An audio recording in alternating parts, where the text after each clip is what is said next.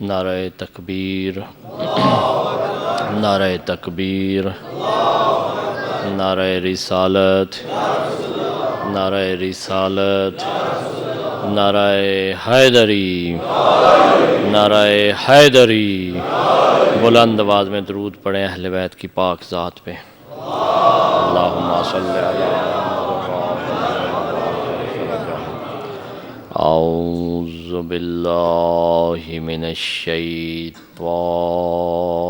اللعین الرجیم، بسم اللہ الرحمن الرحیم۔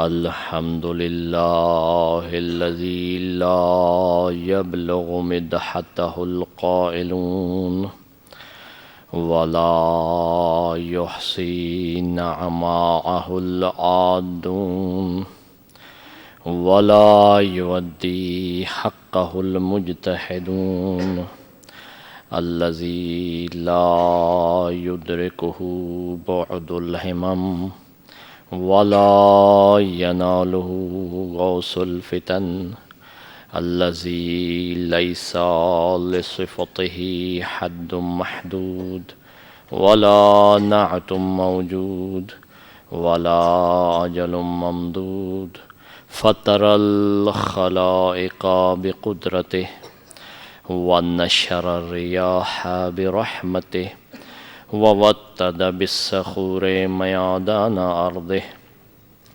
اول الدین معرفة الجبار، ثم الصلاة والسلام على السید المکی المدنی الحاشمی القرش الابتہی سیدنا و مولانا شفیع ذنوبنا وطبیب قلوبنا ابی القاسم محمد، اللہم صلی علی محمد وآل محمد وعلی اہل بیتہ الطیبین الطاہرین المعصومین المظلومین، لا سیما بقیت اللہ الاعظم امام زماننا ھذا، روحی و ارواح العالمین لتراب مقدمہ الفدا، عجل اللہ تعالی فرجہ الشریف، واللعنۃ اللہ علی اعدائہم اجمعین من یوم عداوتہم الی یوم الدین۔ اما بعد، فقد قال اللہ تبارک و تعالی فی کتابہ المجید وفی فرقانہ الحمید وقولہ الحق۔ بسم اللہ الرحمن الرحیم، یا ایتھا النفس المطمئنہ ارجعی الی ربک راضیۃ مرضیہ۔ صلوات۔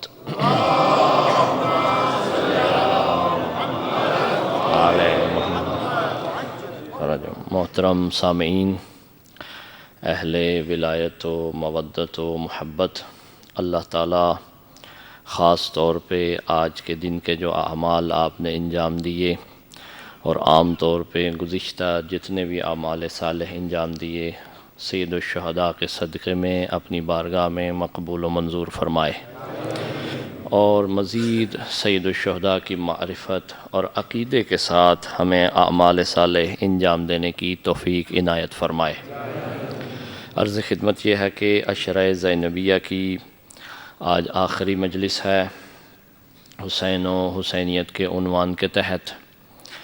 ان 10 دنوں میں جتنا بھی موقع ملا سید الشہداء کا کلام مبارک اور کلام عظیم و اعظم میں نے آپ کی خدمت میں پیش کیا۔ کوشش میری تھی کہ زیادہ سے زیادہ پیش کیا جائے، جس کی وجہ سے کل کی مجلس تھوڑی سی مجھے زیادہ پڑھنی پڑی، اور اس کی میں آپ لوگوں سے یہ کہ معذرت تو نہیں چاہوں گا، لیکن یہ کہوں گا تھوڑا سا سید الشہداء کے لیے مخصوص دنوں میں دل کو بڑھا لیا کریں، کیونکہ عبادت وہی ہے کہ جو کر لی ہم نے، پتہ نہیں ہے حالات ایسے ہیں، مسائل ایسے چل رہے ہیں دنیا میں، حالات دنیا کے ایسے ہیں کہ پتہ نہیں موقع ملتا ہے نہیں ملتا ہے، کیونکہ ہمیں بھی یہی ہوتا ہے کہ جتنے معارف پہنچا سکیں پہنچا دیں، باقی کوئی لالچ نہیں ہے، کوئی مثلا ایسا نہیں ہے کہ اگر 2 گھنٹے پڑھیں گے یا مثلا اس میں زیادہ پیسے مل جائیں گے، یا پیسے والا تو چکر ہی نہیں ہے۔ تو اس لیے دکھ یہ ہے دل میں، درد یہ ہے کہ یہ کلام مبارک، کیونکہ میں نے خود پوچھا ہے دوستوں سے، بعض نے خود بتایا ہے کہ ہماری زندگیاں گزر گئی ہیں، 60 سال 65 سال زندگی گزر گئی ہے، لیکن یہ کلام ہم نے نہیں سنا ہوا تھا، جس کی وجہ سے خواہش یہ ہے کہ جتنا زیادہ سے زیادہ ہو سکتا ہے یہ پیش کیا جائے۔ تو آپ اس کو تحمل فرمائیں گے انشاءاللہ آج، لیکن اس سے زیادہ میں وقت سے نہیں جاؤں گا، کیونکہ جو ہے آپ کے ناراض بھی نہیں کرنا ہے، اور جو ہے وہ گلہ بھی نہیں لینا آپ کا، شکوہ بھی نہیں لینا آپ کا، لیکن یہ ہے کہ یہ یاد رکھیں کہ یہ لمحات جو یہاں آپ کے گزرتے ہیں، یہ یاد رکھیں یہ مختص ہیں جو زندگی میں حساب نہیں ہوتے۔ سید الشہداء ان کو حساب نہیں کرنے دیں گے، باقی ہم باہر پھرتے ہیں جاتے ہیں سب کچھ کرتے ہیں، وہ ہماری زندگی کا حساب ہوگا کہ یہ حساب دو، لیکن یہاں آئیں گے جب اور اس صفحے اعضاء پہ بیٹھ کے وہ معارف سنیں گے جو سید الشہداء نے اور ائمۃ و اہل البیت نے فرمائے ہیں، اتنی مدت آپ کا خدا حساب چھوڑ دے گا کہ تمہیں اس کا حساب نہیں دینا ہے۔ تو اپنی زندگیاں تو بہت ہی مصروف ہیں، جس کی وجہ سے تھوڑا سی بچت، وہاں اگر وقفہ آ جائے گا تو سکون مل جائے گا وہاں ہمیں، یہ ذہن میں رکھیں۔ تو اب میں نے ظہر ایک بات آپ کی خدمت میں عرض کی تھی، کیونکہ ٹائم بہت قلیل تھا۔ ظہر میں نے کل شام وعدہ بھی کیا تھا کہ ظہر کو عرض کروں گا، کیا تھا، لیکن بہت سی تشنگی اس میں باقی تھی، میرے پاس بھی اور آپ کے پاس بھی، کہ میں نے عرض کیا تھا سوال یہ کہ سید الشہداء سے یہ واقعہ کیوں برپا ہوا ہے، ابراہیم سلام اللہ علیہ سے کیوں نہیں ہوا، حتیٰ رسول خدا سے کیوں نہیں ہوا۔ یہاں تک میں نے جواب دیا تھا ظہر کو کہ ابراہیم سے یہ واقعہ کیوں برپا نہیں ہوا، کیونکہ میں نے جواب یہ دیا تھا، اگر جو دوست نہیں تھے جو حیرت سے میری طرف دیکھ رہے ہیں وہ سن لیں، وہ یہ کہ سید الشہداء اطمینان کی منزل پہ تھے اور ابراہیم یقین کی منزل پہ تھے، اور خدا نے قربانی اس کی قبول کرنی تھی کہ جو اطمینان کی منزل پہ ہو، کیونکہ خدا کہہ سکے سب کو کہ میں نے جس کی قربانی لی ہے نا اس نے مطمئن ہو کے دی ہے، یقین سے نہیں دی فقط۔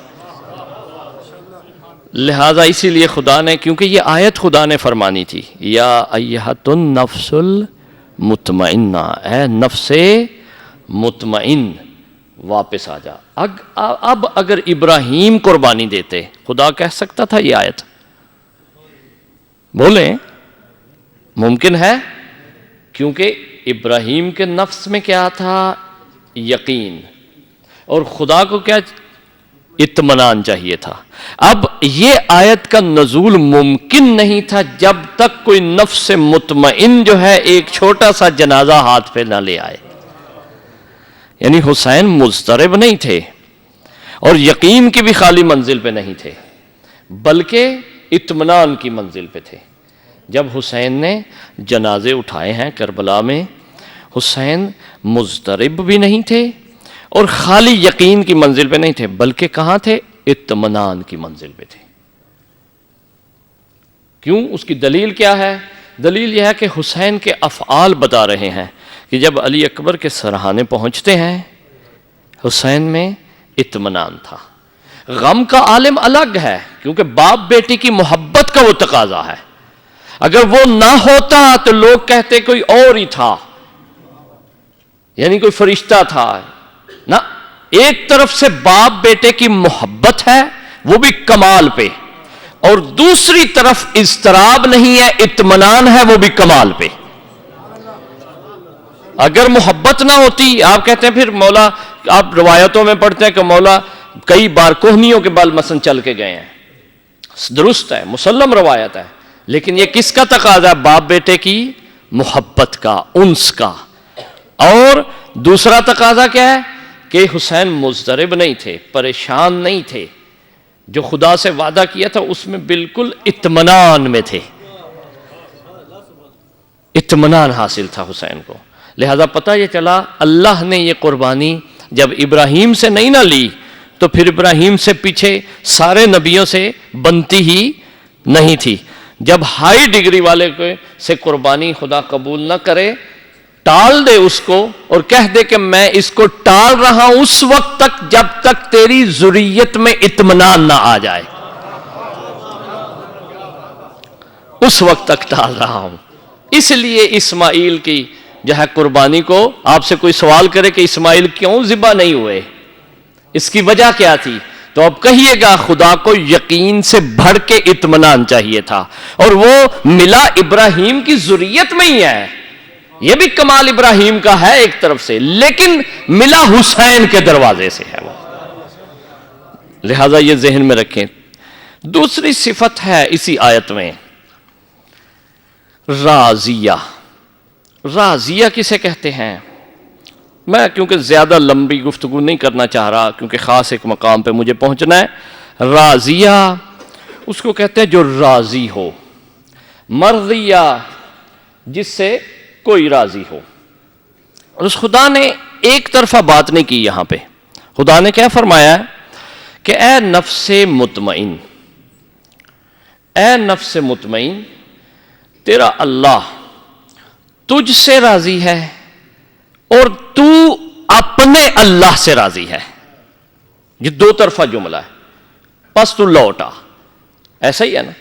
اب دیکھیے گا کہ آپ اللہ سے راضی ہیں یا نہیں ہیں. یقیناً ہے، مجبوری اگر نہ ہوئے تو کون کہہ سکتا میں نہیں راضی. البتہ کچھ ہیں ہمارے ہاں جرت کرتے ہیں، کہتے ہیں میں خدا سے راضی ہی نہیں ہوں. یہ ایک مقام جسارت ہے. لیکن یہ تو سب آپ راضی ہیں، کہیں نہ کہیں آپ چارہ ہی نہیں ہے نا ایسا. لیکن آیا خدا بھی ہم سے راضی ہے یا نہیں راضی؟ دیکھنا تو اس میں ہے نا. حسین فقط خدا سے راضی نہیں ہے، وہاں دو طرفہ ہے. ہم سب کے لیے کہہ سکتے ہیں کہ سارے خدا سے راضی ہیں، لیکن ڈگری کب ملے گی؟ جب خدا اس سے راضی ہو جائے. بلندی کب ملے گی؟ کہ جب خدا اس سے راضی ہو جائے. اب خدا نے کہا پہلا جملہ کہ راضیہ، یعنی تو راضی ہے، مرضیہ یعنی تجھ سے بھی راضی ہے وہ. لہذا یہ پتہ چلا کہ حسین کی منزلت بڑی بلند ہے. اب تھوڑا سا میرا ساتھ دیجئے گا. ایک بحث ہے، اللہم صلی علی محمد وآل محمد. ہمیں سوال کیا جاتا ہے کہ آپ اپنے ائمہ و اہل البیت علیہم السلام کو رضی اللہ کیوں نہیں کہتے؟ کہا جاتا ہے نا. کبھی کسی نے سوچا ہے رضی اللہ؟ کبھی کسی سے منہ سے غلطی سے بھی نکلا؟ کبھی نہیں نکلا. کبھی کسی نے لکھا اپنے قلم سے؟ کیوں؟ کیونکہ آپ کو جو گٹی ملی ہے نا اور جو دودھ پیا ہے نا آپ نے، وہ سلام اللہ علیہ والا ہے. یا علی ادرکنی. نہ کبھی بھولے سے.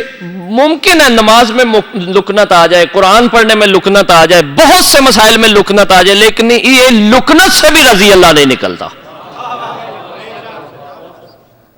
میں یقین سے کہہ رہا ہوں اگر کسی کی زندگی میں ایسا ہوا ہے تو معلومات اور علم کی کمی کی وجہ سے ممکن ہے، یا اس کو جو ہے ماحول ایسا مل گیا ہو شاید، وگرنہ ایسا غلطی سے بھی نہیں ہوتا. رضی اللہ اور سلام اللہ علیہ میں فرق ہے. میں اپنا جواب دے رہا ہوں تو پریشان نہ ہو، کیونکہ آپ کو جواب کی ضرورت ہے نا اس کی. کیونکہ آپ سے سوال ہوگا بھائی حسین کو رضی اللہ نہیں کہتے ہو، سلام اللہ علیہ کہتے ہو، کیوں کہتے ہو؟ تو یہ توجہ رکھیے گا. رضی اللہ دو معنی رکھتا ہے. یا دعا ہے، میں نے کل جیسے عرض کیا، یا انشاء ہے یا خبر ہے. کل کی گفتگو جو آپ کے ذہن میں ہے، یا دعا ہے کہ اللہ اس سے راضی ہو جائے، ایسا ہی ہے، یا کیا ہے، خبر ہے کہ اس سے اللہ راضی ہو گیا، ماضی کی ہے یہ، راضیہ کیا ہے، ماضی کا ہے۔ توجہ رکھیے گا، اگر ہم دعا کہیں تو حسین ہماری دعاؤں سے بالاتر ہے، کہ ہم دعا مانگے کہ اللہ راضی ہو جائے، جب اللہ کہہ رہا ہے میں راضی ہوں تو میں کیا کہوں، میری دعا کی ضرورت ہی نہیں ہے۔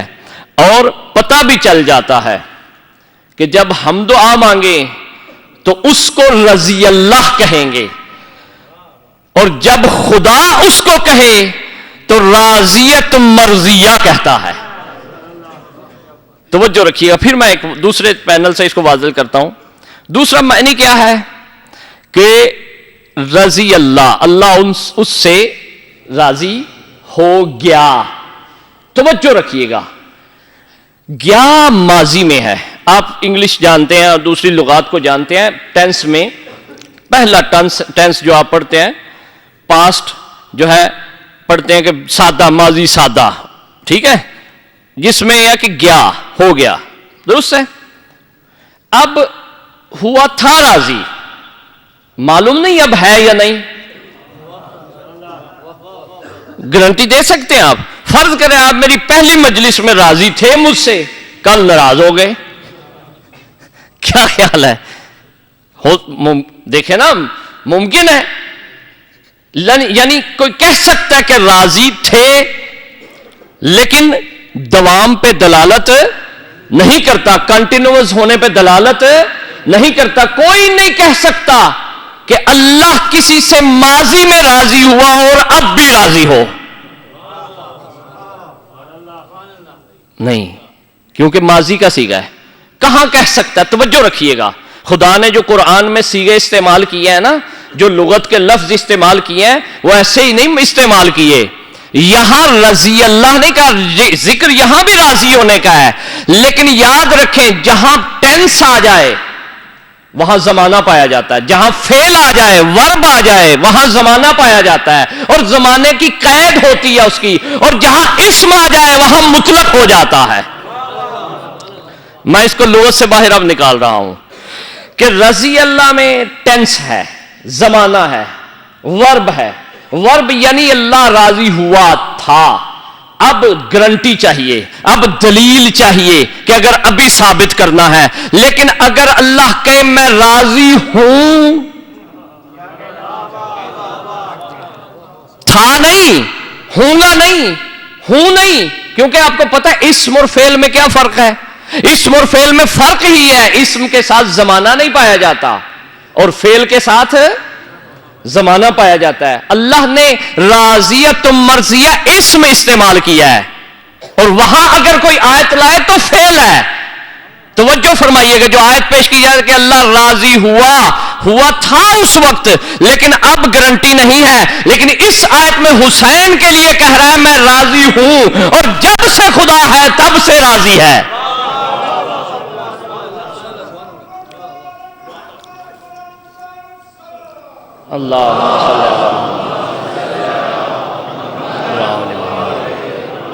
جب سے خدا ہے راضی ہے اور رہے گا، لہذا خدا نے یہاں فعل نہیں لایا، راضیت مرضیہ کہا، راضیت مرضیہ، تو اس لیے کہا، یاد رکھیں جب آپ بھی فعل نہیں استعمال کرتے گویا کہ آپ چاہ رہے ہیں کہ زمانے کی قید کو ختم کر دوں، اور اگر آپ اسی اسم کا فعل استعمال کریں تو اس وقت یاد رکھیں کہ آپ زمانے کی قید لے کے آ رہے ہیں۔ جیسے آپ کہتے ہیں، میں ایک اور مثال اس کی قرآن سے دیتا ہوں، آپ تھوڑی سی، آپ کی خاموشی مجھے اچھی نہیں لگ رہی،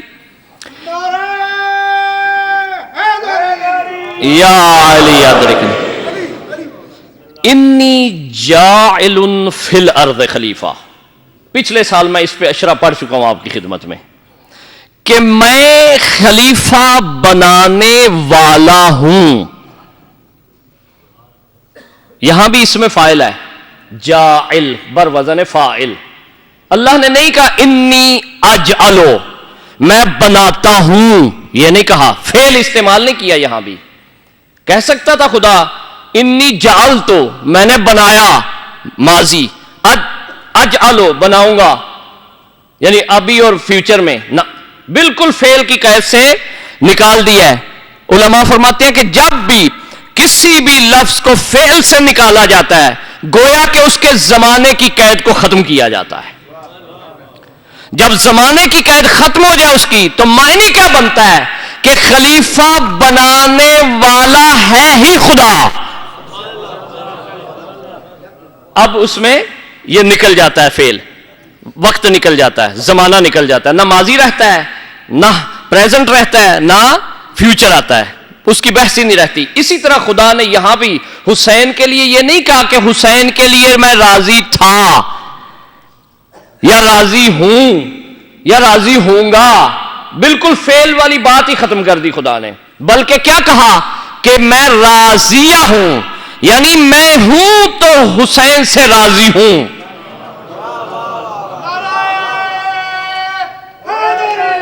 یا علی، توجہ فرمائیے آپ نے.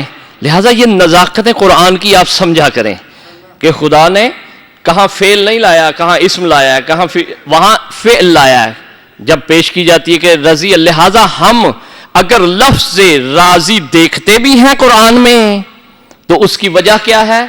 وہ لفظ ہے حسین کے لیے جو دوام پہ دلالت کرتا ہے. وہ بھی اللہ نے رضی اللہ کہا نہیں ہے حسین کو، توجہ رکھیے گا، اللہ نے حسین کے نفس مطمئن کی کیفیت بتائی ہے.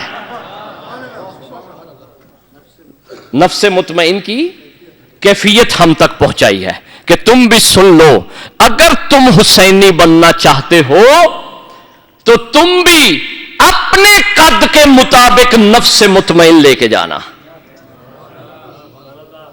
اپنے قد کے مطابق، اپنی وجود کے مطابق نفس مطمئن، مضطرب نہ جانا. نفس مطمئن دو طرح ہے، ایک عقیدے میں اور ایک عمل میں. یعنی عقیدے میں بھی تم ولایت سے خالی نہ جانا.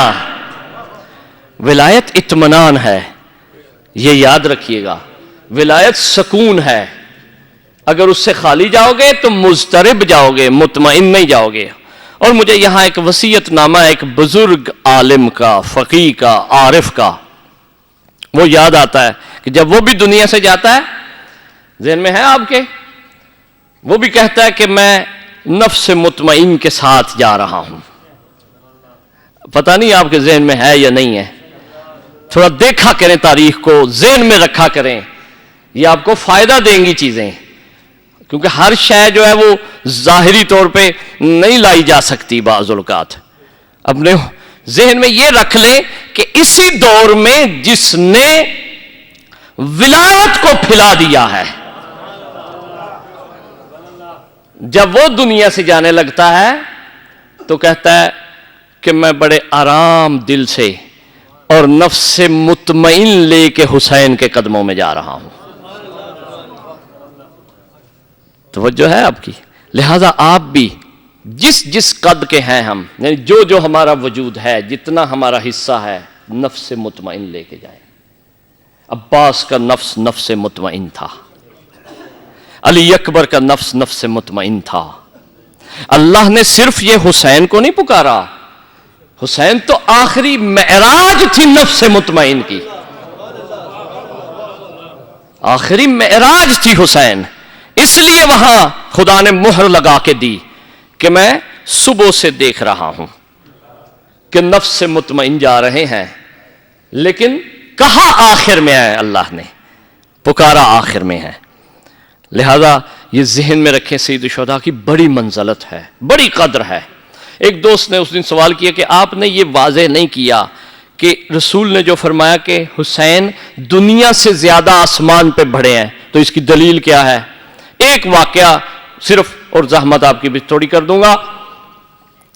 واقعہ ملتا ہے، یہ یاد رکھیں کہ جو واقعات بعض ہمارے سامنے آتے ہیں یہ ہمیں واقعہ کو پہنچانے کے لیے آتے ہیں. یہ نہ ذہن میں لائیے گا کہ معصوم کو علم نہیں ہوتا. کیونکہ بلاغت میں 8 قسم کی کلام ہے. بعض اوقات آپ کو بھی پتا ہے کہ میں طالب علم ہوں اور مجھے بھی پتا ہے اور دوستوں کو بھی پتا ہے, تو آپ میں سے ایک دوست اٹھ کے کہتا ہے کہ آپ طالب علم نہیں ہیں. اب آپ کو بھی نہیں تھا پتا, مجھے بھی نہیں تھا پتا, ان کو بھی نہیں تھا پتا, پھر بھی آپ کہہ رہے ہیں کہ آپ طالب علم نہیں ہیں. تو اسی طرح بلاغت میں کلام ہے کہ اہل بیت جب کلام کرتے ہیں آپس میں تو معنی یہ ہوتا ہے اصال مطلب, کہ اس مطلب کو پہنچایا جائے. ایک دن کا واقعہ ہے کہ سید الشہداء جھولے میں تھے تو سیدہ سلام اللہ علیہا اللہم صلی علی محمد وآل محمد وعجل فرجہم جب چکی پیس رہی تھی تو جب فارغ ہوئی تو آ کے حجرے میں دیکھا تو حسین جھولے میں نہیں ہے. فضا سے پوچھا, کہا نہیں مجھے معلوم نہیں ہے. دوسرے افراد سے پوچھا, مولا علی ویسے گھر پہ تشریف فرما نہیں تھے, دیکھا تو حسین جھولے میں نہیں ہے. تو بی بی پریشان ہوئی. یہ تقاضائے محبت مادری ہے. جب پریشان ہوئی تو اپنی چادر لی, چادر لینے کے بعد مسجد تک گئیں, رسول خدا کو بلوایا اور روایت میں ہے کہ بی بی گریہ کر رہی تھی. جب رسول نے دیکھا کہ بی بی گریہ کر رہی ہے, رسول نے اپنی مسند چھوڑ دی. چھوڑنے کے بعد جب آئے آ کے کہا, بطول میرے ہوتے ہوئے کیوں گریہ کر رہی ہو, میری زندگی میں تو نہ رو. رسول برداشت نہیں کرتے تھے. کہا یا رسول اللہ یا ابتا, اے بابا میں ایک حاجت لے کے آئی ہوں. کہا فرمائیے. کہا کہ میں چکی پیس رہی تھی, جب میں حجرے میں گئی ہوں تو حسین جھولے میں نہیں ہے, تو میں نے جستجو کی ہے ظاہراً تو حسین مجھے ملے نہیں ہیں. کہا اچھا میں آ رہا ہوں. رسول اسی وقت اصحاب کو خدا حافظ کر کے تو سیدہ کے گھر تشریف لے آئے. رسول خدا بیٹھ گئے ہیں اور اسی طرح سیدہ بھی بیٹھ گئی ہیں. تو اسی جب بیٹھے ہیں اسی وقت جبرائیل آ گئے. جبرائیل جب نازل ہوئے ہیں تو آ کے پہلے سلام کیا, اجازت مانگی, پھر سلام کیا. جب اجازت ملی, سلام کا جواب ملا, تو جبرائیل بیٹھ کے کہتے ہیں یا رسول اللہ بڑی معذرت سے معافی چاہتے ہیں کہ جب حسین دنیا میں آئے تھے تو میں حسین کی زیارت کے لیے آیا تھا. فرشتوں میں سے بہت سے فرشتے ہیں اللہ کے, ملائکہ ہیں کہ جنہوں کو اللہ نے اجازت نہیں ابھی تک دی تھی. توجہ فرمائیے گا. اب کیونکہ آپ کو پتہ ہے نظام مدبرات فرشتوں سے چلتا ہے, بارش برسنی, اسی طرح حضرت اسرائیل کا آگے پوری ٹیم ہے, ان کی بحث ہے پوری ایک, اس میں نہیں جانا چاہتا. لاکھوں کروڑوں لا تعداد فرشتے ہیں جس کے بارے میں ائمہ ہی جانتے ہیں کتنے ہیں, کیونکہ انہی کے شاگرد ہیں. ہمیں تو پتہ نہیں چل سکتا نا. یا علی ادر تو اللہ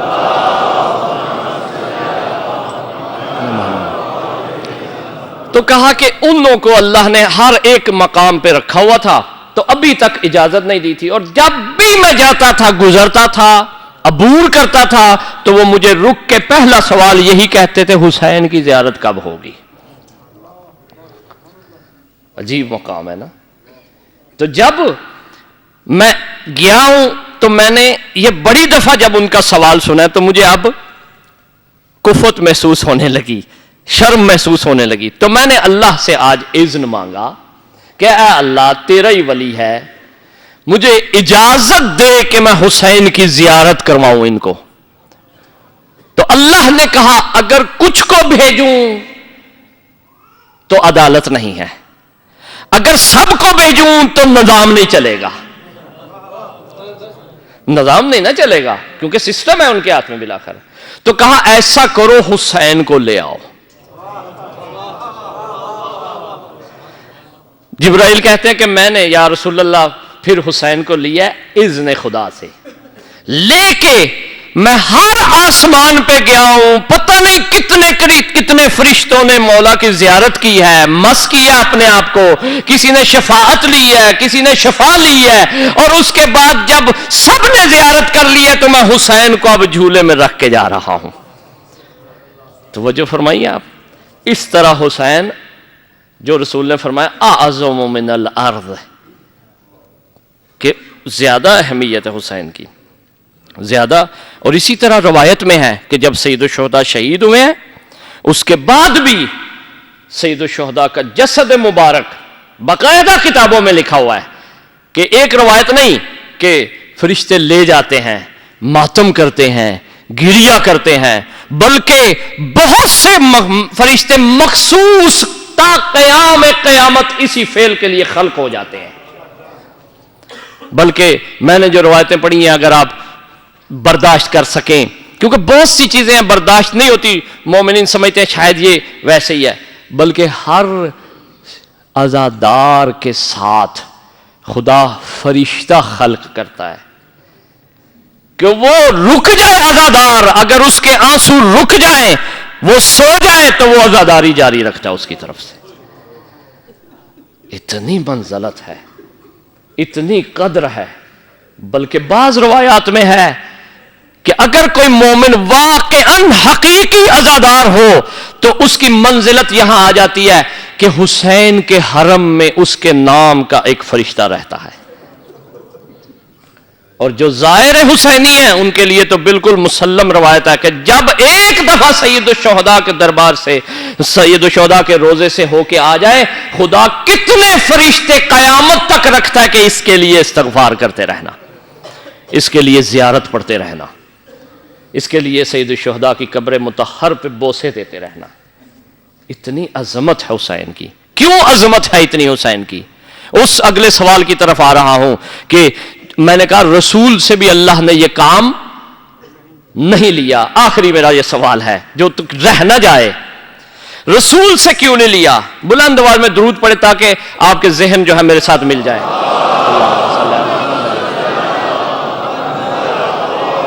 محمد دیکھیے گا کہ ہر شے کو وجود میں لانے کے لیے ایک ریزن چاہیے۔ مثلا یہ مسجد ہے، اس کو بنانے کے لیے ایک ریزن کی ضرورت ہے، ایک کاز کی ضرورت ہے، ایک علت کی ضرورت ہے، جس کو کہتے ہیں علت محدثہ فلسفے میں، کہ وہ ریزن جو اس کو وجود میں لائی ہے، وہ ریزن جو اسے وجود میں لائی ہے۔ مثلا اس کو جس نے بنایا ہے، یا جس چیزوں سے یہ مل کے بنی ہے، یا جس شخص نے اس میں تعاون کیا ہے، تو یہ سب مل کے کیا بنتے ہیں؟ وہ ریزن جس نے اس کو وجود میں لایا ہے۔ اب دوسری ریزن اس کو چاہیے کہ جو اس کو بچائے رکھے، جو اس کو بچائے رکھے۔ مثلا اس میں مواد ایسا استعمال کیا ہے، اس کی لمٹ ہے کہ اتنے سو سال یہ خراب، پتہ چلا وہ ریزن جو ہے بچانے والی ہے۔ اس کے لیے صفائی کے لیے، اس کی ستھرائی کے لیے، اس کی مینٹیننس کے لیے افراد متعین کیے گئے ہیں۔ اس کو چلانے کے لیے ایک رئیس بنایا گیا ہوگا، اوقاف جعفریہ مثلا جیسے۔ لہذا پتہ یہ چلا کہ کسی شے کو وجود میں لانے کے لیے ایک ریزن وجود میں لانے کے لیے چاہیے، اور اس کے فوراً بعد ایک ریزن چاہیے جو اسے باقی رکھے۔ دین اسلام اللہ نے بنایا ہے، رسول نے اس کو یہاں ایجاد کیا ہے، لایا ہے۔ اب رسول اگر بچانے والے ہوتے تو لانے والا کوئی اور نبی ہوتا نا پیچھے۔ اب رسول کی شریعت ابراہیم نے تو نہیں لانی تھی، رسول نے خود لانی تھی۔ اب رسول ہیں لانے والے، یعنی اسلام کی علت محدثہ جو ہے وجود میں لانے والی رسول کی ذات ہے، اور اسلام کو بچانے والی حسین کی ذات ہے۔ یہ فلسفی تعبیر ہے۔ اللہم صلی علی محمد وآل محمد وعجل فرجہم۔ لہذا رسول نے یا علی، لہذا پتہ چلا کہ رسول کی ذات لانے والی ہے اور حسین کی ذات بچانے والی ہے۔ اگر رسول کی ذات اس سے بچاتی، کس کو بچاتی؟ ابھی آیا ہی نہیں تھا. لہذا رسول کا فعل لانا تھا اور حسین کا کام بچانا تھا. اب پھر توجہ کیجئے گا تھوڑا سا اور اس کو واضح کرتا ہوں. ممکن ہے آپ کے ذہن میں علی کا کام بھی تو تھا نا، بطول کا کام بھی تو تھا نا، حسن کا کام بھی تو تھا نا، حسین کے بعد بھی تو ائمہ آئے ہیں، تو آپ نے حسین کیوں مخصوص کیا ہے نا آپ کے ذہن میں سوال. یہ توجہ رکھیے گا. دیکھیے آدم سے لے کر خاتم سلام اللہ علیہم تک سب پہ صلوات پڑھ دے اہل بیت. اللہم صلی علی محمد و آل محمد وعجل فرجہم. آدم سے لے کر خاتم تک، رسول تک نبی ہیں، رسول ہیں، پیغمبر ہیں، مختلف تعبیر آپ کہہ سکتے ہیں. اور اس کے بعد دو امام ہیں، علی و حسن، اور ایک بطول ہے. یہی شخصیات ہیں. اور حسین کے بعد امام سجاد سے لے کر مہدی ہیں. اللہم صلی علی محمد و آل محمد وعجل فرجہم. توجہ رکھیے گا اگر میں آپ کو سمجھا سکا. انبیاء نے اللہ کا تعارف، توحید کا تعارف، اللہ کا دین تھوڑا تھوڑا تھوڑا تھوڑا تھوڑا تھوڑا تھوڑا تھوڑا لایا. آخر کہاں پہنچا؟ اکمال کی منزل پہ، تکمیل کی منزل پہ. خدا نے رضایت کی، راضی ہونے کی اس پہ مہر لگا کے علی کو ولی قرار دے دیا. جب علی کو ولی قرار دیا تو رسولوں کی محنتیں پوری ہو گئیں، بچ گئیں. یہ توجہ رکھیے گا، رسولوں کی محنتیں کہاں بچی ہیں؟ علی کے وجود کی وجہ سے بچ گئی ہیں. کل بھی میں نے عرض کیا تھا، کیونکہ یاد رکھیں اگر علی کو رسول وسیع نہ بناتے تو جو لوگ سوچ بیٹھے تھے کہ جو ہم نے کرنا ہے وہ کر جاتے، لیکن نہ کر پائے، جس کی وجہ یہ ہے کہ علی کا وجود مقدس تھا. یاد رکھیں اس لیے کچھ نہیں کر پائے. اب زمانہ گزرا، تھوڑا سا سخت نہیں تھا زمانہ، حالات ایسے نہیں تھے. لیکن جب حسین کا زمانہ آیا، اس دن بھی میں نے عرض کیا تھا، جو دوست موجود تھے اس گفتگو کو خوب سمجھ جائیں گے کہ جب حسین کا زمانہ آیا اس وقت موقع ایسا تھا کہ اس کے بعد آگے نہیں بڑھ سکتے تھے جب تک کہ اسلام کو جو ہے واضح نہ کرتے. کیونکہ دونوں اسلام مکس ہو کر اتنا مکس ہو گئے تھے کہ دیگر اس میں پہچان باقی علی کے زمانے میں تھی، بطول کے زمانے میں تھی، حسن کے زمانے میں ایک حد تک تھی. اس کے بعد پہچان ممکن، یعنی ایسا پوائنٹ آ گیا تھا، ٹرننگ پوائنٹ جسے کہتے ہیں، کہ اس کے بعد گنجائش باقی نہیں تھی. اگر یہ علی کرتے تو لوگ کہتے، اس کی مثال دے دوں کہ علی نے حق پہ جنگیں لڑی ہیں اپنے زمانے میں، تو آج پھر علی کو کہا جا رہا ہے، علی کو کیا کہا جا رہا ہے کہ علی نے اپنے زمانے میں جنگوں میں ہی گزار دیا ہے، حق پہ لڑی ہیں پھر بھی. اور اگر اس وقت علی جنگ کرتے تو پھر کیا ہوتا؟ مسائل بن جاتے. لہذا عزیزان محترم یہ حسین کا حصہ تھا. اسی لیے حسین کے لیے اللہ نے جنت میں مخصوص دروازہ بنایا ہے. سب ائمہ کے لیے ایک ایک دروازہ ہے. حسین کے لیے اپنے امام ہونے کا حصہ الگ ہے، محسن انسانیت ہونے کا الگ ہے. امام میں آپ جائیں گے جو امام مانتے ہیں، جو امام مانتے ہیں، لیکن محسن انسانیت کے لیے جو اس میں پہنچ جائے گا حسین اس کو قبول کر لیں گے. لیکن شرط یہ ہے انسان رہے، شرط یہ ہے. لہذا عزیزان محترم میں اس سے زیادہ آپ کو تنگ نہیں کروں گا. ایک چھوٹا سا کلام سید الشہداء کا کل جو میں نے چھوڑا تھا وہ آپ کی خدمت میں عرض کر کے زحمت تمام. بہت سی چیزیں رہ گئی ہیں. یہ میں اتنا بتا دوں آپ کو کہ میں نے اس کتاب میں سے جو پوری سید الشہداء کی، اور میری پوری سعی تھی، کوشش تھی آپ کو عرض کروں، اس میں سے شاید 3% بھی ذکر نہیں کیا آئندہ سنوں میں، کیونکہ اس کا کل صفحہ ہے تقریباً جو ہے 384 کل صفحے ہیں اس کے. تو میں نے آپ کے سامنے 3 صفحے پڑھے ہوں گے یا 4 پڑھے ہوں گے. تو کتنے % بن جاتا ہے؟ وہ بھی ترجمے کے ساتھ. لہذا یہ یاد رکھیں، اس میں اور بہت کچھ لکھا ہوا ہے لیکن وقت. سید الشہداء فرماتے ہیں یا ایھا الناس، اے لوگو. توجہ رکھیے گا، ہمارے ہاں تعویذوں کے ہم کہتے ہیں تعویذ لائیں، دم کروائیں، سب کچھ اپنی جگہ حق ہے، باطل نہیں ہے، لیکن کس سے لیا جائے؟ جو حسین کے ماننے والا ہو. لیکن اس سے بڑھ کے اگر ایک بات کہوں کہ جس کا امام علی جیسا مشکل کشا ہو، اس کے نام میں شفا آ جاتی ہے. عقیدہ ہونا چاہیے، یہ یاد رکھیں.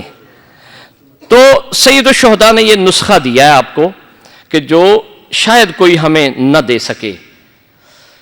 یا ایھا الناس کہا ہے، اے لوگوں کہا ہے، یعنی مومنین نہیں کہا، مسلمین نہیں کہا. یعنی جو بھی اس سید الشہداء کے کلام پہ عمل کرے گا وہ نجات پا جائے گا. کہتے ہیں یا ایھا الناس نافسوا فی المقارم، اپنی اخلاقی ارزشوں کو، اخلاقی اقدار کو، مورل ایٹیکیٹس جسے آپ کہتے ہیں انگلش میں، ان کو حفظ کرو، بچاؤ، ذلت و رسوائی میں نہ جاؤ. دوسرا جملہ فرماتے ہیں وَسَارِعُوا فِي الْمَغَانِمِ، کہتے ہیں نیکی میں جلدی کرو. جلدی ہر جگہ غلط ہے، کیونکہ فارسی میں کہتے ہیں اجلت کار شیطان است، کہ جلدی کرنا کام شیطان کا ہے. لیکن یہاں حسین فرماتے ہیں سارعوا فی المغانم، جلدی کرو نیکی کرنے میں. وَلَا تَحْتَسِبُوا بِمَعْرُوفٍ لَمْ تُعَجِّلُوا، کہ اس کو نیکی شمار نہ کرنا ہرگز جس میں تم نے جلدی نہ کی ہو. سید الشہداء بتا رہے ہیں نیکی کیا ہے کہ جس میں جلدی کرو.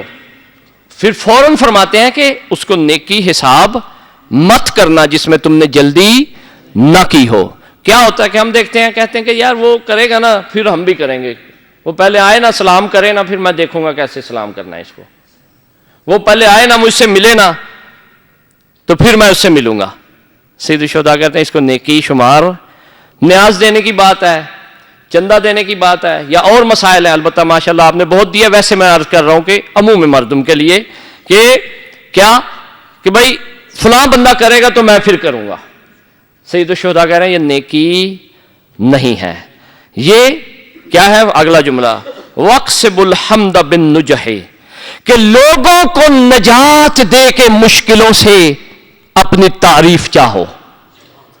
ہم کیا کہتے ہیں؟ ہماری خالی تعریف ہونی چاہیے. سید الشہداء کہہ رہے ہیں نہیں، ایسے تعریف حاصل نہ کرو، لوگوں کو نجات دو، لوگوں کو مشکلوں سے نکالو. یعنی لوگ یہاں پڑے ہوئے ہیں کہ علی مشکل کشا ہے یا نہیں، تو حسین آپ کو مشکل کشا بنا رہے ہیں. واقعاً دیکھیں.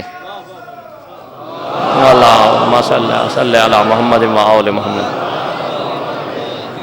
اس کے بعد فرماتے ہیں وَلَا تَقْتَسِبُوا بِالْمَطْلِ ذَمًّا، کہ لوگوں کے ساتھ نیکی کسی کی مذمت کے ڈر کی وجہ سے مت کرو.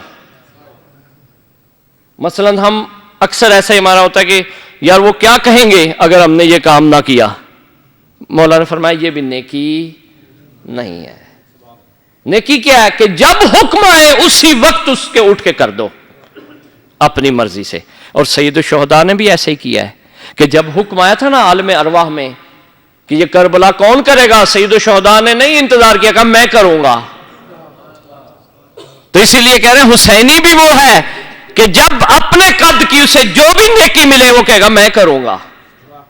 وہ دیر نہیں اس میں کرے گا، انتظار نہیں کرے گا، دیکھے گا نہیں کون کون گیا ہے پھر میں جاتا ہوں. یہ ذہن میں رکھیں. اس کے بعد مولا فرماتے ہیں جو کل جملہ جس کا ترجمہ فَمَهْمَ يَكُنْ لِأَحْدٍ عِنْدَ أَحْدٍ صَنِيَّةٌ لَهُ رَآ أَنَّهُ لَا يَقُومُ بِشُكْرِهَا فَاللَّهُ لَهُ مُكَافَاتِ. اگر کوئی کسی کے حق میں نیکی کرے اور وہ اس کا پاس نہ رکھے، اس کو پامال کر دے، اس کا دل توڑ دے، تو دل پہ نہ لینا، گھبرانا نہ، نیکی چھوڑنا نہ، قسمیں نہ کھا لینا، یہ نہ کہنا نہیں کرنا. ہاں اللہ اس کو خود مشکل میں گرفتار کرے گا. وہ ایک دن کہے گا آ کے کہ میں نے اس کی بات نہیں مانی، میں نے اس کا پاس نہیں رکھا تو میں آج شرمندہ ہوں. میں آپ مشکل میں ہوں. اور آج میں نے ظہر مصائب بھی پڑھا ہے کہ اتنا بڑا ملعون جو دشمن حسین تھا، میں نے ظہر عرض کیا کہ تھک گیا تھا جب قید میں رکھ کے سیدانیوں کو، تو آخر میں شرمندہ تھا، کہہ رہا تھا. لیکن اب کیا فائدہ، فرعون کی توبہ تھوڑی قبول ہو گئی تھی، فرعون کی شرمندگی تھوڑی کام کی تھی، اب تو سر سے پانی گزر چکا تھا. پھر حسین فرما رہے ہیں فَإِنَّهُ أَجْزَلُ عَطَاءً وَأَعْظَمُ أَجْرًا، تم اس کا اجر خدا کے نزدیک اپنے شمار رکھنا. کہنا خدا کے لیے کیا ہے، حسین کے لیے کیا ہے، بس کافی ہے، وہ جانے حسین جانے اگر اس نے غلط بھی کیا ہے. پھر وَأَعْلَمُ أَنَّ حَوَائِجَ النَّاسِ، آخری جملہ ہے بس اس کی زحمت تمام، وَأَنَّ حَوَائِجَ النَّاسِ إِلَيْكُمْ مِن نِعْمِ اللَّهِ، عجیب جملہ علیکم، فَلَا تَمُلُّوا النِّعْمَ فَتَخُورَ نَقَمًا. مولا فرماتے ہیں کہ یہ جو لوگ تمہارے پاس حاجتیں لے کے آتے ہیں نا، جو تمہارے پاس اپنی ضروریات لے کے آتے ہیں، تو اس کو اللہ کی نعمت سمجھا کرو، اس کو اللہ کی نعمت سمجھا کرو، اور اللہ کی نعمت کو اپنے دروازوں سے دور نہ کیا کرو. ہم یہ کہتے ہیں کہ کیوں مولانا برکت نہیں ہے، کیوں کوئی دعا بتائیں، کوئی فلاں بتائیں. حسین کہتے ہیں کہ یہ کرو خود ہی نجات پا جاؤ گے. یہ نسخے پہ ایک ایک جملے پہ، ابھی تقریباً صفحے کی حدیث باقی ہے، میں نے اس کو چھوڑ دیا ہے، پورے صفحے کی باقی حدیث ہے، آگے جملے موجود ہیں. سید الشہداء نے ایک ایک جملہ، ایک بھی جملہ اگر میں عمل کر لوں اس مسئلے میں خدا کی قسم میں نجات پا جاؤں گا. سید الشہداء کہہ رہے ہیں کہ یہ حوائج الناس کیا ہیں؟ نعمتیں ہیں. نعمتوں کو اپنے دروازوں سے دور نہ کیا کرو، لہذا جب کوئی حاجت لے کے آئے تو اس کی پوری کریں. اور کہا اگر تم دور کر دو گے پھر گلہ نہ کرنا کہ اللہ کی نعمت کیوں نہیں آ رہی. لہذا اسی لیے عزیزارو اللہ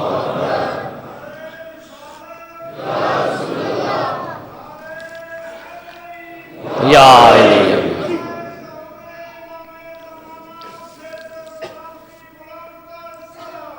اللہ صلی علی محمد و آل محمد وعجل فرجہم. عزادارو اسی وجہ سے عباس کو اللہ نے باب الحوائج بنایا تھا، کیونکہ عباس باب الحوائج ہے نا. جب زینب کو بھی کوئی مقام مشکل نظر آتا تھا نا، تو زینب کے منہ سے نکلتا تھا عباس. میں نے خود پڑھا ہے، شہادت سے پہلے تو عباس کا وجود زینب کے لیے دھارس تھا، لیکن شہادت کے بعد جب بھی زینب پہ مشکل آتی تھی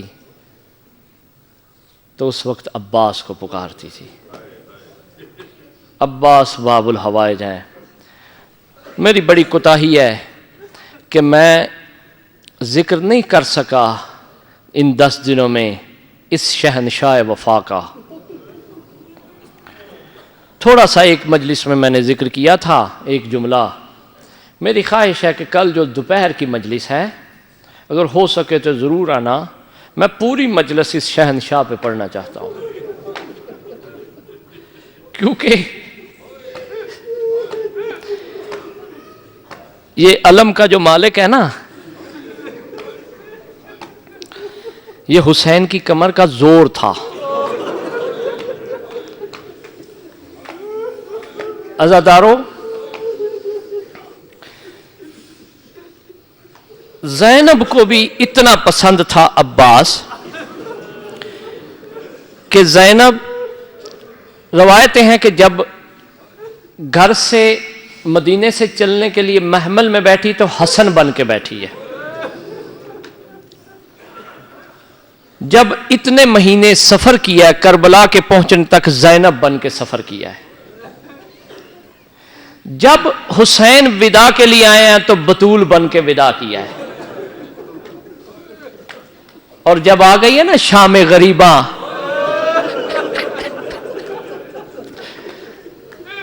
عباس بن کے بچوں کی حفاظت کی ہے. اتنا پسند تھا یہ نام اب زینب کو. عزادارو، یہ لٹا ہوا قافلہ چہلم منانے کے بعد جب پہنچائے مدینے تو مولا سجاد کو حکم دیا زینب نے، سجاد بیٹا مدینے کے باہر خیمے لگا دو، جو بیویاں ہیں ان کو اتار دو. خیمے لگ گئے، بیویاں اتر گئیں، خیموں میں بیٹھ گئیں. میں کہتا ہوں جب دور سے زینب نے دیکھا ہوگا نا اپنا وطن، اللہ جانے کیسا لگا ہوگا. وہ راستہ دیکھا ہوگا نا جس سے گزر کے گئی تھی بی بی، وہ یاد آیا ہوگا کہ میں آئی کس طرح تھی اور اب واپس کس طرح آ رہی. عزادارو، بشیر نام ملتا ہے تاریخ میں، جو غلام بھی تھا، مہاری بھی تھا اور منادی بھی تھا اور شاعر بھی تھا. کتابوں میں ملتا ہے کہ امام سجاد نے بشیر سے کہا، بشیر تمہارا بابا شعر کہتا تھا، یہ بتاؤ کہ تمہیں بھی کوئی شعر آتا ہے؟ کہا مولا آپ اگر حکم کریں گے تو آ جائے گا مجھے بھی. کہا تم مرثیہ کہو، جاؤ مدینے میں چلے جاؤ، جا کے اعلان کر دو مدینے کے لٹے ہوئے سید واپس آ گئے.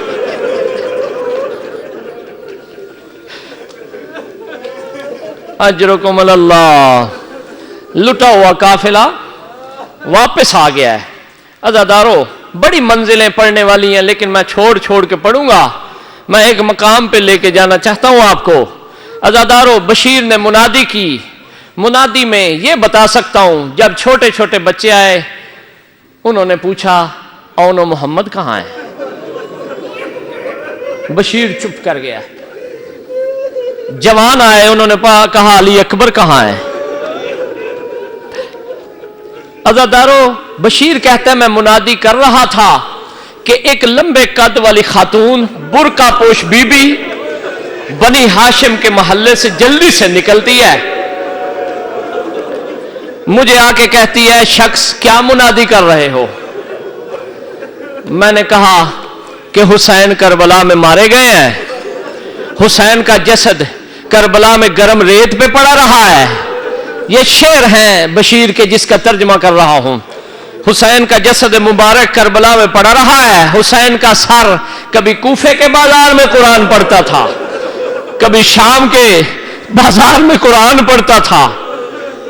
عزادارو، بشیر کہتا ہے کہ میں نے جب یہ ذکر کیا نا حسین مارے گئے ہیں، بی بی کہتی ہے میں یقین نہیں کرتی، حسین نہیں مارے جا سکتے. کہا بی بی کیوں؟ میں جھوٹ نہیں بول رہا، میں سچ کہہ رہا ہوں. جب کہا نا، کہا پھر عباس کہاں تھے؟ عباس حسین کو چھوڑ گیا تھا. بشیر کہتے ہیں میں نے کہا بی بی عباس چھوڑ گیا نہیں تھا، عباس شہید ہو گیا تھا. بی بی کہتے ہیں مجھے یقین نہیں ہے کہ میرے شیر عباس کو کوئی زین سے زمین پہ اتارے. اجرکم اللہ. یہ کہتے میں نے مختصر یہ کہا کہ عباس کے بازو کٹ گئے تھے. بی بی جلدی مان گئی، کہنے لگی جس کے بازو کٹ گئے تھے اگر عباس کے، تو پھر میں مان جاتی ہوں کہ عباس زین سے زمین پہ بھی آ گیا ہوگا اور حسین بھی شہید ہو گیا ہوگا. اجرکم اللہ، اجرکم اللہ. عزادارو، اللہ آپ کو کسی اور غم میں نہ رلائے، یہ رونے کی شب ہے. رسول فرماتے ہیں کہ جو آنکھ اس دنیا میں روئے گی نا حسین کو، وہ حشر والے دن ہنستی رہے گی. باقی ساری آنکھیں جو ہیں وہ حشر والے دن روئیں گی. آپ کی آنکھیں حشر والے دن پریشان نہیں ہوں گی. یہ بطول کے لال کو رو رہے ہو، نبی زادیوں کے غم میں رو رہے ہو. अज़ादारों, जब बशीर ने मुनादी की है ना, तो बीबी ने, रवायत में है, अब मुझे मालूम नहीं है, तहकीक नहीं मैंने की, एक बच्ची को साथ लिया, एक छोटी बच्ची को साथ लिया उम्मुल बनीन ने। बीबी ने लेके चलने लगी है और दूसरी तरफ से जो खबर पहुंची है वो मोहम्मद हनफिया की तरफ पहुंची है। मोहम्मद हनफिया ने रवायत में कि 4 अपने गुलामों को लिया है। गुलामों को लेने के बाद जब सुना, बशीर से पूछा कहाँ है वो सैयद जो लुट के आए हैं? कहा मदीने के बाहर उनके ख़याम है, उनसे जाके मिल लो। रवायत यह है कि जब मोहम्मद हनफी आए ना, दूर से बीमार थे, रवायतों में बीमार थे, दूर से अपने गुलाम से पूछते हैं कि कौन से हैं वो सैयद जो यहां आए हैं? कहते हैं ये ख़याम के बाहर एक ज़ईफ बैठा हुआ है। मैंने खुद रवायत पढ़ी है, ख़याम के बाहर एक ज़ईफ बैठा हुआ है। ज़ईफ के साथ एक 4-5 साल का बच्चा भी बैठा हुआ है। इनसे पूछते हैं कि वो सादात का काफिला कहां रुका हुआ है? अज़ादारों, इतने में बाकर ने अपने बाबा के जालू पे हाथ रख के कहा, बाबा दादा हनफिया आ रहे हैं। रवायत ये है, अज़ादारों, सज्जाद ने कहा बाकर मुझे सहारा दो, मैं उठूं। बाकर का सहारा लिया इमाम ने, एक मर्तबा उठ के जब मोहम्मद हनफिया सामने आए ना, अज़ादारों, मैं तुमसे सवाल करता हूं, जब अपने मुल्कों में जाते हो, कितने साल बाद भी जाओ, कभी किसी ने कहा है कि कौन हो तुम, कहां से आए हो?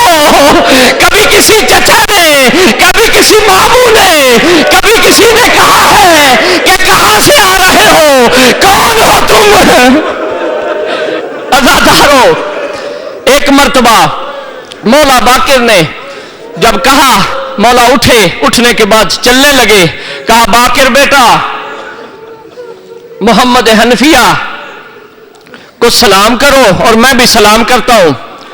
मौला ने अपने जख्मी हाथ उठाए, अपनी जख्मी पेशानी में रखे, एक मर्तबा सलाम किया, चचा हनफिया मेरा सलाम हो।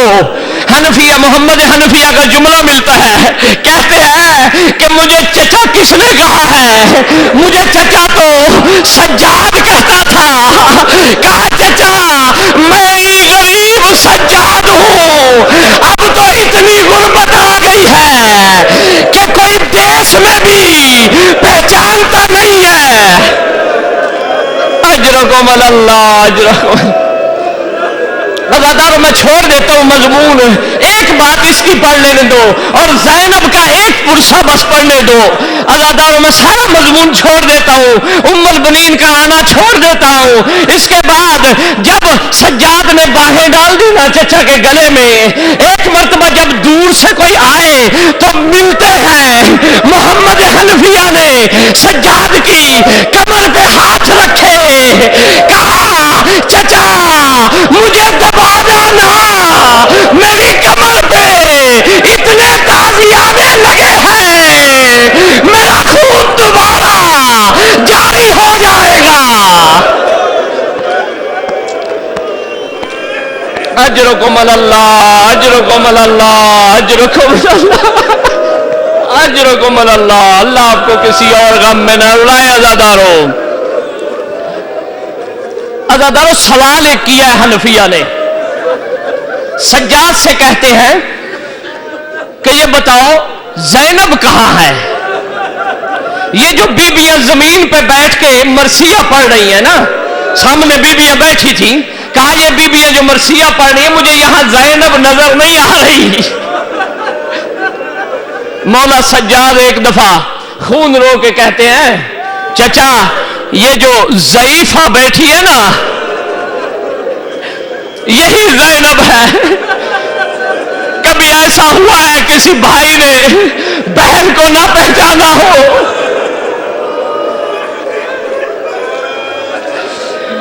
अजरुकुम अल्लाह। अज़ादारों, मैंने छोड़ दिया सारा मजमून। اللہ جانے زینب نے کیسے گھر کے تالے کھلوائے. میں نہیں پڑھ سکتا، تم سن نہیں سکتے ہو، مومنوں کے دل بڑے نازک ہیں. بس اتنا بتاتا ہوں کہ زینب نانا پی کی قبر پہ چلی جاتی ہے، جا کے کہتی ہے کہ سارے زائر تھوڑی دیر کے لیے چلے جاؤ. نانا کی قبر پہ زینب نے 4 باتیں کی ہیں، وہ عرض کرنا چاہتا ہوں. اس کے بعد ایک منزل اور ہے، پھر مجھے معاف کر دینا اگر مجھ سے کوئی کوتاہی ہو گئی ہے، اگر سخت مصائب ہوا تو مجھے معاف کر دینا. عزادارو، روایت لکھتی ہے کہ زینب نے جب خالی کروا دیا نا روضہ رسول، جب قبر کے پاس بیٹھتی ہے تھوڑی دیر کے لیے چپ بیٹھتی ہے، اس کے بعد اپنی آستینیں چڑھاتی ہے. بی بی چڑھا کے آستینیں دونوں ہاتھ ایسے کر کے قبر کی طرف دیکھ کے کہتی ہے نانا دیکھو، نانا دیکھو، یہ نیلے نشان ہے، یہ کالے نشان ہے، میرے سر سے خون جاری ہے، تیری امت نے عجیب رنگ میں مجھے اجر دیا ہے. اے نانا، اگر پردے کا مسئلہ نہ ہوتا تو میں تجھے اپنی کمر دکھاتی کہ مجھے کتنے تازیانے مارے گئے ہیں. اجرکم اللہ، اجرکم اللہ. اللہ آپ کو کسی اور غم میں نہ رلایا. زادارو، ماتم کیا کرو، ماتم کیا کرو. جب دل بھر جائے نا ماتم کیا کرو، مظلوم کا ماتم کیا کرو. عزادارو، حوصلہ کر لو، سن لو. مجھے پتہ ہے نہیں زیادہ رویا جاتا. اللہ جانے زینب کیسے روتی رہی، سجاد کیسے روتے رہے. ہمارے تے آنسو بھی خشک ہو جاتے ہیں. عزادارو، حوصلے سے سننا، مجھے معاف کر دینا. جن کی بیٹیاں ہیں وہ بھی جانتے ہو، جو اولاد رکھتے ہو وہ بھی جانتے ہو. میں خاص طور پہ اپنی ماؤں کے لیے یہ جملہ پڑھ رہا ہوں کہ بیٹی کو کوئی تکلیف ہو نا، سفر میں ہو، یہاں پردیش میں رہتے ہو، جب پاکستان جاتے ہو یا ہندوستان یا کسی اپنے ملک میں جاتے ہو، تو خدا نہ کرے کوئی کہاں مصیبت آ جائے، مشکل آ جائے، تو بچیاں جو ہوتی ہیں راستے میں بتاتی نہیں ہیں کسی کو، بھائی کو نہیں بتاتی، زیادہ اشارہ کر کے گزر جاتی ہیں، باپ کو نہیں بتاتی اور کسی کو نہیں بتاتی. جب دیکھتی ہیں اپنی ماں کو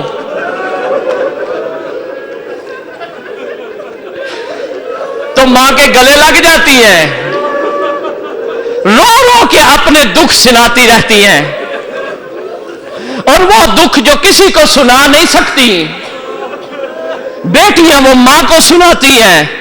عزادارو، جب بی بی نے نانا کو دکھ سنائے نا، میں نے چھوڑ دیا سارا مضمون، بی بی کے جملے نہیں ادا کیے. پھر بھائی حسن کے پاس گئی ہے، بھائی کو سارے احوال سنائے ہیں. سنانے کے بعد بی بی ماں کے پاس آئی ہے. جب ماں کی قبر پہ آئی ہے، روایت یہ ہے کہ قبر کو لپٹ کے زینب نے اپنے سارے دکھ سنانے شروع کیے. عزادارو، دکھ یہ تھے، کہا اماں میں نے مدینہ چھوڑا، مدینے کے بعد میں کربلا گئی، میں دیکھتی رہی میرا حسین شہید ہو گیا. یہاں روایت ہے کہ بی بی نے ایک کام کیا، جلدی سے اپنے پاس جو حسین کا کرتا تھا نا خون آلود، ایک مرتبہ کرتے کو پھیلا کے سیدہ کی قبر پہ پھیلا دیا. پھیلانے کے بعد دوبارہ قبر سے لپٹ گئی، کہا کہ اماں میں حسین کا وہ کرتا لے کے آئی ہوں جس میں حسین کا خون لگا ہوا ہے، حسین کے زخموں کے نشان ہیں، حسین کو کیسے نیزے لگے تھے، حسین کو کیسے تیر لگے تھے. کہا اماں میں سب مہمان مروا کے آ رہی ہوں، شہید کروا کے آ رہی ہوں، کہا کہ اماں میں کوفے کے بازار سے ہو کے آ رہی ہوں، اماں میں شام کے بازار سے ہو کے آ رہی ہوں۔ عزادارو یہاں بی بی رکی، رکنے کے بعد کہتی ہے اماں اس دکھ میں تھوڑی سی تو بھی شریک ہے۔ یا اب دکھ سنانے لگی ہوں نا، بی بی کہتی ہے اماں تو بھی دربار گئی ہے، میں بھی دربار گئی ہوں، میں بھی دربار کے ہو کے آئی ہوں۔ کہا کہ اماں تو جس دربار میں گئی تھی کنیزیں ساتھ تھی، میں جس دربار میں گئی ہوں بدماشوں کا مجمع تھا، شراب پی رہے تھے شرابی، تو صحابی کے دربار میں گئی تھی، میں شرابی کے دربار میں گئی ہوں۔ میرے سامنے حسین کا سر تھا، ظالم چھڑیاں مارتا تھا، کہتا تھا کتنے پیارے دانت ہیں تمہارے، اللہ لعنت اللہ علیہ۔